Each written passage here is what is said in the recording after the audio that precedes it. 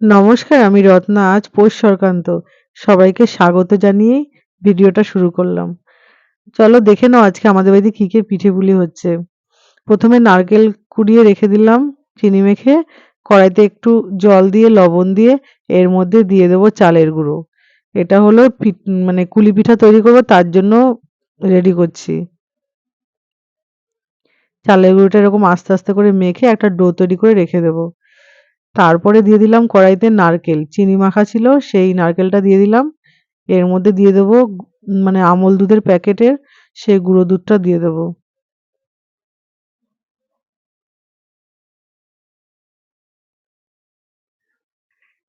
এবার এর মধ্যে দিয়ে দেবো কিছুটা খেজুর গুড়।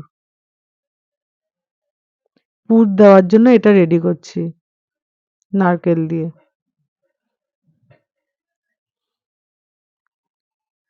বেশি দেবো না, যেহেতু চিনি মাখা ছিল তার জন্য অল্প পরিমাণেই দিলাম।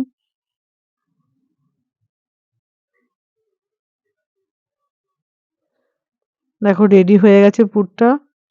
এবার ওই ডোটা রেডি করে রেখেছিলাম তার থেকে লেচি কেটে নিয়ে এইভাবে আস্তে আস্তে আমি কুলি পিঠাগুলো তৈরি করে নিচ্ছি।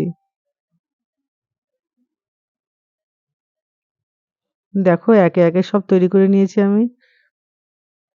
এদিকে মা পাটিসাপটা পিঠে তৈরি করে ফেলেছে।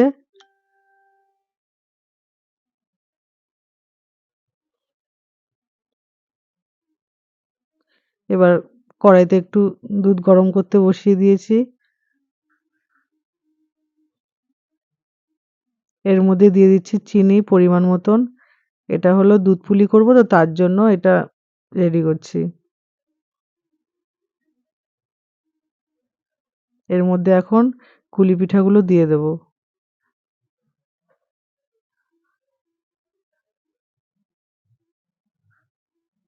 এর মধ্যে একটু এলাচের গুঁড়ো দিয়ে দিলাম। প্রথমে দেওয়ার দরকার ছিল, আমি ভুলে গেছিলাম তার জন্য পরে দিলাম। তোমরা চাইলে প্রথমে দেবে, বেশ ভালো গন্ধটা বের হয় তো তার জন্যই দেওয়া হয়। দেখো রেডি হয়ে গেছে কুলি পিঠা। এই দেখো পিঠে শেষ হচ্ছে না, একটার পর একটা রেডি হয়েই যাচ্ছে। অন্ধকার হয়ে গেছে করতে করতে পিঠে, সেই কখন শুরু করেছি। আর আজকে যা ওয়েদার, ঘন কুয়াশা, রোদ ওঠেনি।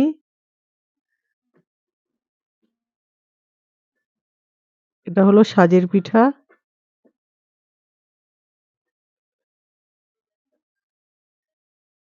এটা তো খেজুর গুড় দিয়ে আর হলো নারকেল দিয়ে খেতে আমার বেশ ভালো লাগে। কে কে পছন্দ করো এটা খেতে আমাকে একটু কমেন্ট করে জানিও। তাহলে বেশ মানে আমার মনটাও খুশি লাগবে যে না, আমি যেটা খেতে ভালোবাসি হয়তো কেউ এটা খেতেও ভালোবাসে। ওকে বন্ধুরা, বাই, টাটা, আবার দেখা হবে নেক্সট